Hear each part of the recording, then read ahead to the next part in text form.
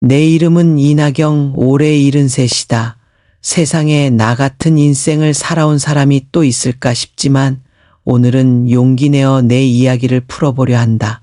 모두가 부러워하는 평범한 가족이 아니라 누구에게도 설명하기 어려운 세 여자가 한 남자와 한 지붕 아래 살아간 50년의 기록이다. 22살이던 1970년 나는 서울 작은 인쇄소에서 일했다. 고아 출신으로 배운 것도 가진 것도 없는 나는 하루 벌어 하루 먹고 살기에 급급했다. 그러던 어느 비 오는 저녁 우산도 없이 터덜터덜 집으로 가던 내게 한 남자가 말을 걸었다. 그는 김태수 인쇄소 사장님의 사촌이자 한 동네에서 농사를 짓던 청년이었다. 집에 갈 때까지 우산 같이 쓸래요? 그 한마디가 내 인생을 바꿨다.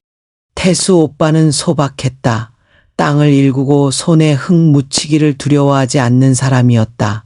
그는 나를 좋아한다고 고백했다. 내 집엔 여자가 둘이 살아. 그것만 알고 있어줘. 이상한 말이었다. 나는 그저 가족이겠지 하고 넘겼다. 당시 나는 사랑이란 말 자체에 굶주려 있었기에 의심할 틈 없이 그를 믿고 따라갔다. 그리고 한 달 후 나는 그의 집에 들어갔다. 낡았지만 따뜻한 느낌이 가득한 농가였다. 그런데 그 집에는 정말 두 여자가 있었다. 윤정 언니와 소희 언니, 둘 다 나보다 몇 살이었고 묘하게 나를 반기는 듯하면서도 경계하는 눈빛을 숨기지 않았다. 처음부터 어색한 공기가 가득했다. 잘 부탁해, 나경씨. 윤정 언니가 웃으며 말했다. 소희 언니는 조금 무뚝뚝했다. 그날 밤 나는 얇은 이불을 덮고 천장을 보며 생각했다. 내가 뭔가 큰 착각을 한 걸까? 하지만 이미 늦었다. 갈 곳 없는 나에게 이 집은 마지막 희망이었다. 나는 그날 결심했다. 어떻게든 버텨보자. 이곳에서 진짜 가족을 만들어 보자고. 시간은 참 묘했다. 이곳에 온 지 한 달이 지나자 나는 두 언니들의 생활에 조금씩 스며들었다. 윤정 언니는 부엌과 장을, 소희 언니는 밭과 가축을 맡았다. 나는 그 사이에서 심부름하고 집안일을 도왔다. 아침이면 셋이 함께 김치찌개를 끓이고 점심이면 밭을 나간 오빠를 위해 찬을 준비했다. 겉보기엔 평화로워 보였지만 그 속에는 말하지 못한 긴장이 늘 숨쉬고 있었다. 특히 소희 언니는 나를 대할 때마다 미묘한 거리를 뒀다. 가끔 내 밥그릇을 살짝 밀어내거나 내가 웃을 때 고개를 돌려버렸다. 나는 이유를 몰랐다. 그저 내가 후임이어서 그런 걸까 생각했다. 어느 비 오는 밤 진실은 터져 나왔다. 다락방에서 이불을 정리하다가 나는 태수 오빠와 소희 언니의 다정한 사진을 발견한 것이다. 두 사람이 손을 꼭 잡고 환히 웃고 있었다. 머리가 하얘졌다. 소희는 나랑 부부야. 태수 오빠가 말했다. 그렇지만 윤정이랑도 나랑 약속한 게 있어. 널 데려온 건 세 번째 가족을 만들기 위해서야. 말도 안 되는 소리였다. 나는 울면서 달아나려 했지만 문 밖엔 이미 퍼붓는 빗줄기와 짙은 어둠뿐이었다. 결국 나는 집으로 돌아올 수밖에 없었다. 그날 이후 나는 매일 밤 이불 속에서 울었다. 배신감과 분노, 두려움이 뒤섞였다. 하지만 다시 생각해 보았다. 나는 이 세상 어디에도 속하지 못했던 사람이다. 이 집이 싫지만 갈 곳은 없다. 소희 언니는 내게 차갑게 굴었지만 윤정 언니는 여전히 따뜻하게 대해줬다. 그리고 태수 오빠는 나를 미안한 듯 바라보며 늘 등을 돌렸다. 이렇게 기묘한 균형 속에서 우리의 동거는 시작됐다. 봄이 오면서 집안에도 작은 변화들이 생겼다.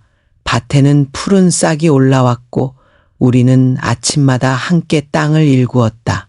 윤정 언니는 여전히 나를 다정하게 대해줬고 소희 언니는 말없이 필요한 일을 챙겼다. 때로는 셋이서 마루에 앉아 밥을 먹으며 이런저런 이야기를 나누기도 했다. 겉보기엔 평화로워 보였지만 나는 알고 있었다. 우리 사이에는 절대 풀리지 않는 긴장이 있었다. 태수 오빠는 여전히 세 사람 사이를 조심스럽게 오갔다. 그는 누구에게도 특별히 다정하지도 차갑지도 않았다. 마치 균형을 유지하는 것이 자신의 가장 큰 의무라도 되는 것처럼. 그러던 어느 날 윤정 언니가 나를 부엌으로 불렀다. 나경아, 혹시 아이를 갖게 된다면 무서워하지 마. 그 말에 나는 숨이 막혔다. 아이? 나는 그런 걸 상상해 본 적도 없었다. 윤정 언니는 내 손을 꼭 잡았다. 우리는 결국 가족이 되어야 해. 네가 나쁜 짓을 한 게 아니야. 나는 고개를 끄덕였지만 가슴 깊은 곳에서는 차가운 두려움이 뻗어나갔다. 아직 누군가의 아이를 품을 준비는커녕 내 인생조차 제대로 품어본 적이 없었다. 그날 밤 나는 처음으로 태수 오빠를 두려운 눈으로 바라봤다. 그의 무심한 미소가 너무 멀게 느껴졌다. 며칠 뒤 소희 언니와 둘만 남은 부엌에서 어색한 침묵이 흘렀다. 나는 무슨 말을 해야 할지 몰랐다. 그런데 소희 언니가 먼저 입을 열었다. 나도 처음엔 널 미워했어. 그녀는 국자를 씻으며 덧붙였다. 근데 네가 울 때마다 나도 마음이 이상했어. 그 말에 나는 가슴이 쿵 내려앉았다. 소희 언니는 나를 노려보지도 비웃지도 않았다. 그저 한숨을 쉬며 말했다. 우리 셋 다 피해자야, 나경아. 그러니까 서로 미워하지 말자. 그날 이후 소희 언니와 나 사이에는 조용한 연대 같은 것이 생겼다. 완전한 이해는 아니었지만 더 이상 서로를 찌르는 일은 없었다. 여름이 깊어가던 어느 날 윤정 언니가 쓰러졌다. 밭일을 하던 중 갑자기 어지럼증을 호소하며 주저앉았고 우리는 부랴부랴 그녀를 부축해 집 안으로 옮겼다. 태수 오빠는 급히 읍내병원으로 달려갔고 소희 언니와 나는 손을 꼭 잡고 초조하게 기다렸다. 진단은 빈혈과 과로였다. 다행히 큰 병은 아니었지만 윤정 언니는 며칠간 쉬어야 했다. 그 기간 동안 소희 언니와 나는 더 가까워졌다. 아침마다 서로 번갈아가며 윤정 언니에게 죽을 끓여 가져다주고 방을 깨끗이 정리했다. 윤정 언니는 흐릿한 눈빛으로 우리를 바라보다가 힘겹게 미소를 지었다. 그 미소는 이상하게도 내 가슴을 저릿하게 만들었다. 그날 밤 나는 소희 언니와 마루에 앉아 있었다. 별이 총총 박힌 하늘 아래 둘 다 아무 말 없이 앉아만 있었다. 한참을 그렇게 있다가 소희 언니가 조용히 말했다. 나경아, 우리 이렇게 사는 거 이상하지 않아? 나는 대답할 수 없었다. 정말 이상한 일이었다.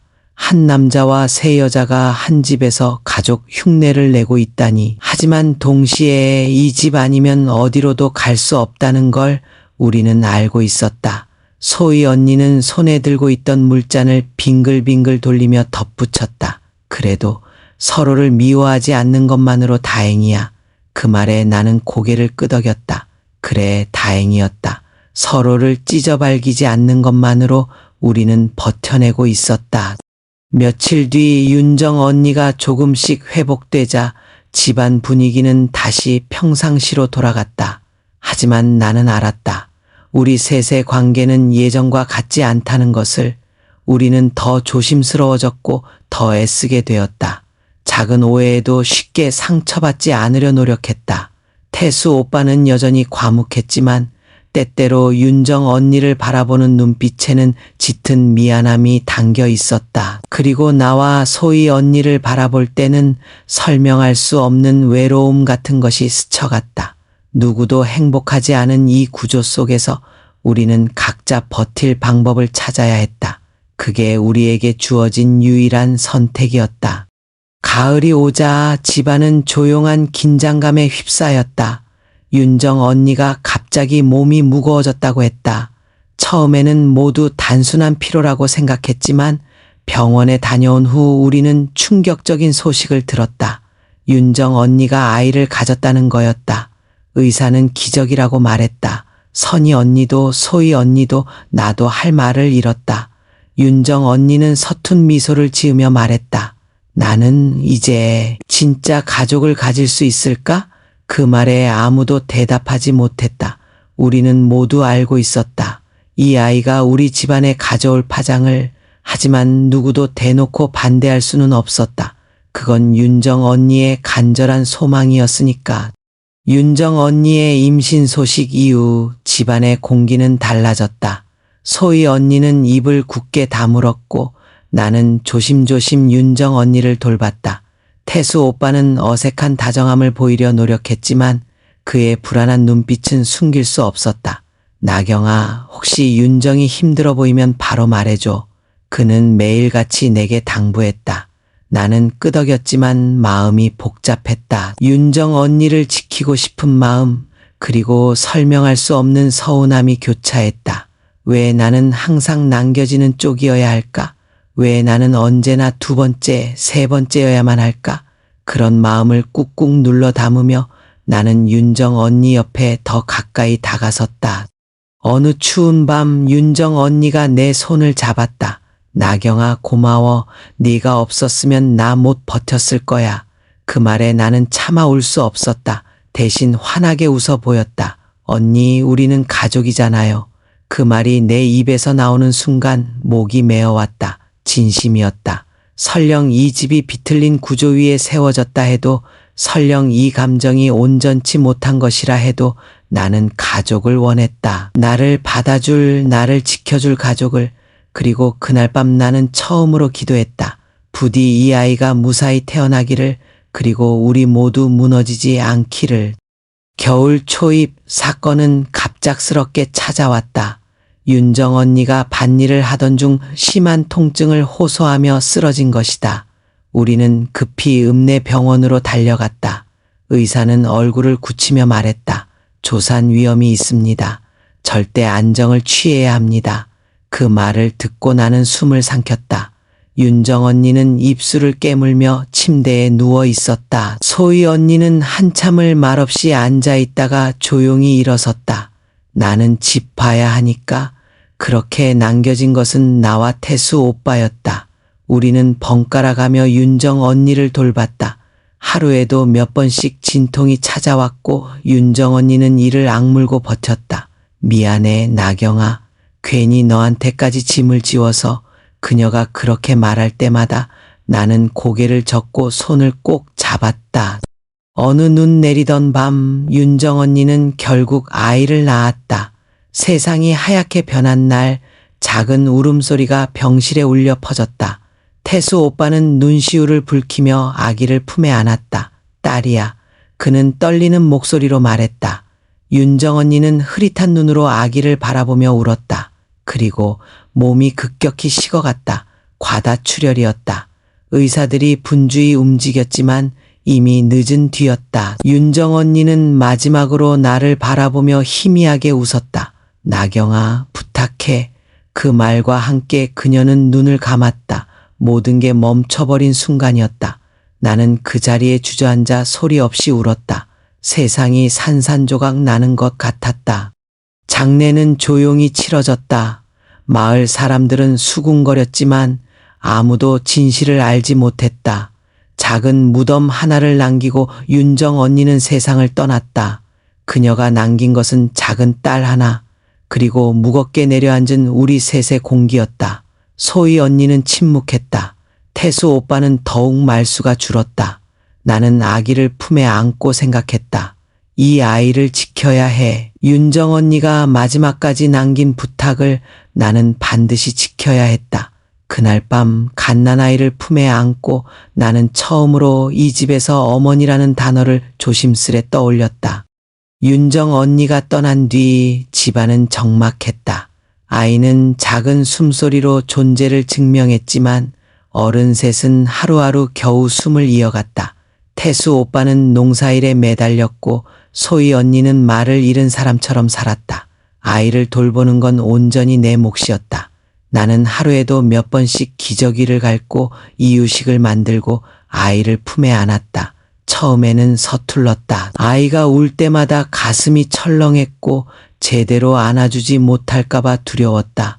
하지만 시간이 지나자 아이와 나 사이에는 보이지 않는 끈이 생겼다.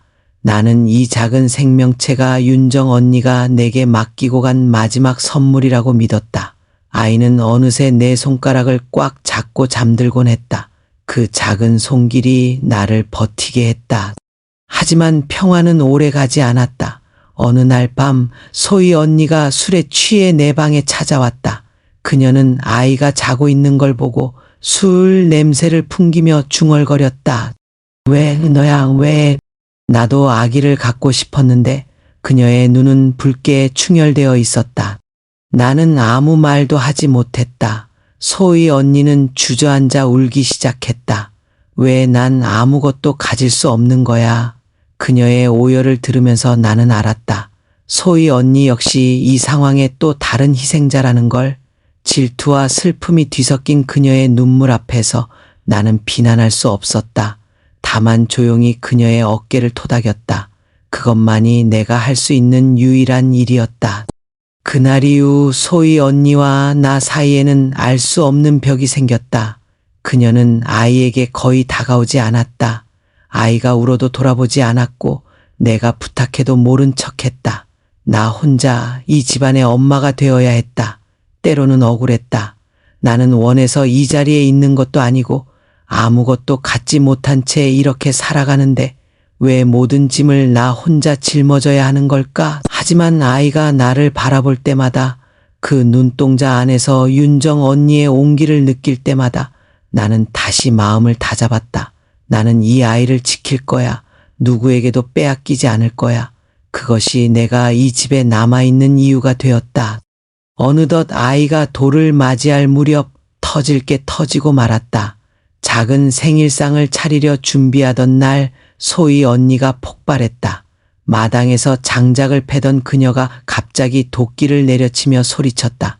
다 필요 없어. 이 집은 다 망가졌어. 나는 깜짝 놀라 달려나갔다. 소희 언니는 헝클어진 머리로 나를 노려보았다. 네가 와서 이 집이 엉망이 됐어. 내가 없었으면 윤정 언니도 나도 태수 오빠도 이렇게 망가지진 않았어.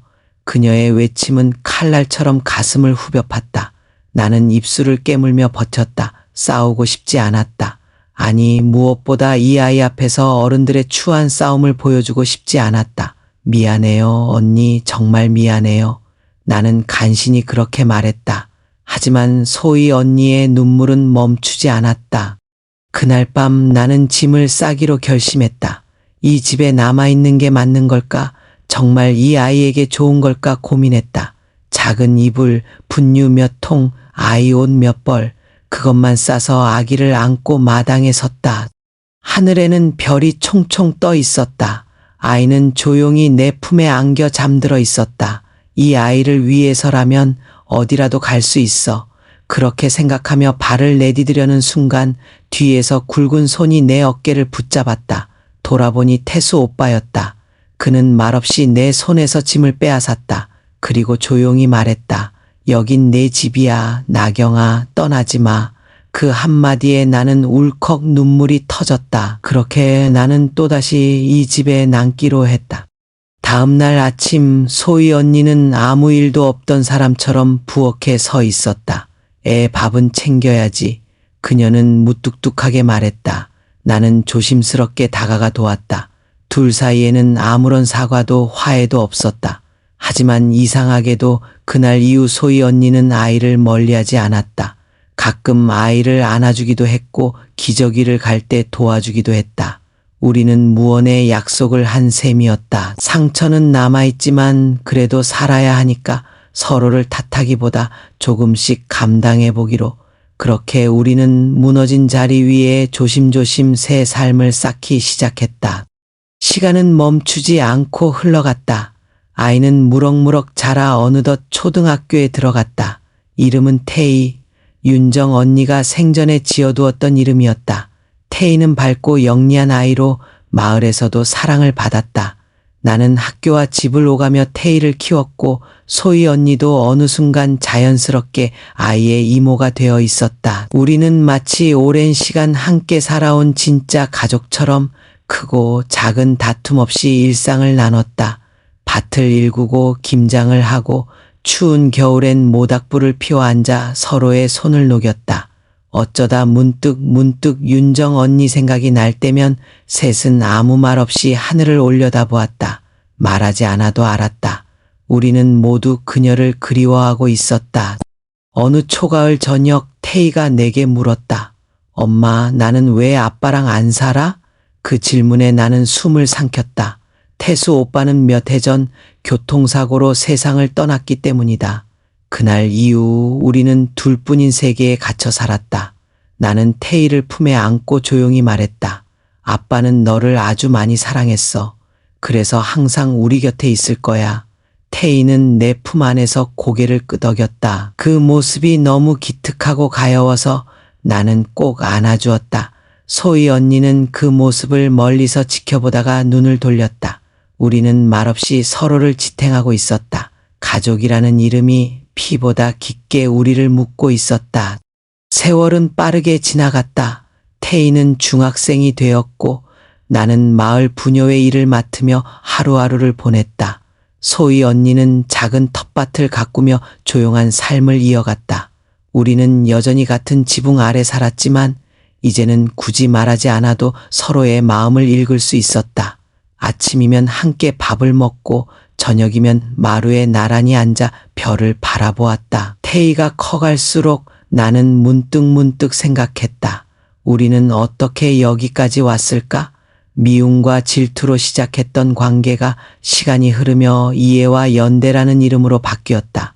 사랑은 꼭 뜨거워야만 하는 게 아니었다. 조용히 그러나 깊게 스며드는 것, 그것이 진짜 사랑이었다. 세월이 더 흘러 태희는 대학에 진학하며 서울로 떠났다. 집이 한꺼번에 조용해졌다.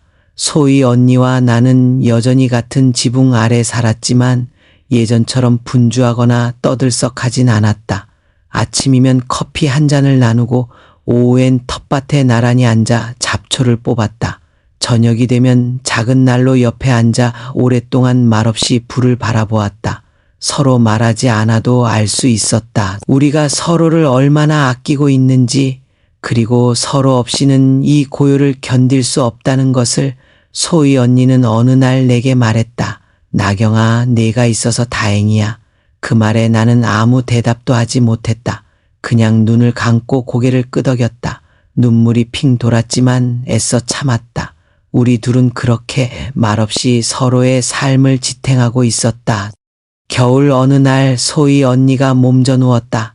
큰 병원에 가보니 이미 몸 이곳저곳에 문제가 퍼져 있었다. 나는 병원 침대 옆에서 그녀의 손을 꼭 잡았다. 소희 언니는 힘겹게 웃었다. 미안해, 또 짐이 돼서. 나는 고개를 세차게 저었다. 언니, 그런 말 하지 마. 우리 가족이잖아. 언니는 눈을 감으며 중얼거렸다. 가족? 그렇지, 우리 가족이지. 나는 그날 밤 병원 의자에 쪼그려 앉아 몰래 울었다. 나를 그렇게 미워하던 언니가 이제는 내 전부가 되어 있었다.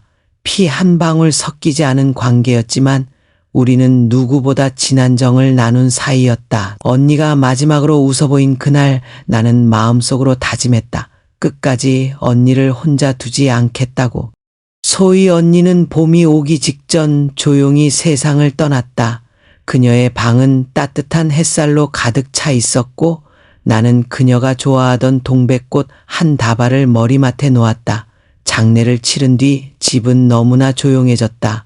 태희가 내려와 함께 며칠을 지냈지만 곧 다시 서울로 돌아갔다. 이제 이 집에는 나 혼자 남았다. 때때로 마당에 나가 하늘을 올려다보며 생각한다. 윤정 언니, 소희 언니, 그리고 태수 오빠, 그들과 함께 보낸 50년은 내 인생 전부였다. 미움도 질투도 사랑도 모두 그 안에 녹아 있었다. 나는 이 자리를 지키며 살아갈 것이다. 언젠가 다시 그들과 만날 날을 기다리며 조용히 그리고 담담하게 우리 가족의 이름 없는 역사를 마음 깊이 새긴 채로